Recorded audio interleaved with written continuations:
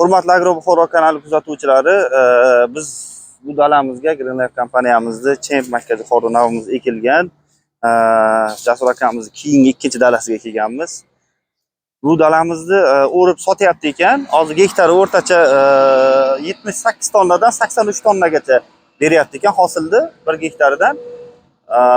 Bizning Champ markaziy xorimizning ustunlik tomonlaridan biri nima? Bizning markaziy xorimizning ustunlik tomonlaridan biri avvalambor siloschilar, chorvasi bor dehqon fermer akalarimiz juda ham yaxshi biladi.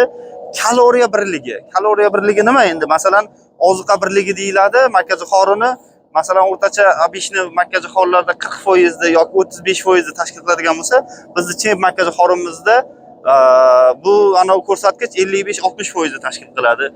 Bu asosan nimadan bo'lib chiqadi? Bu asosan sotalarning yirikligidan, ham serdonligidan.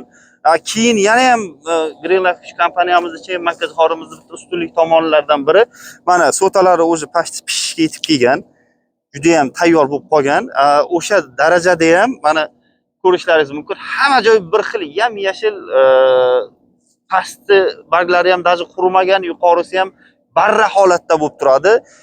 Chorvachi fermer akalarimiz juda ham yaxshi biladi. Bunaqa barra bo'lib turgan siloslarni birontasini ham nishqurt orttirmasdan chorva mollaringiz hammasini to'liq yeydi.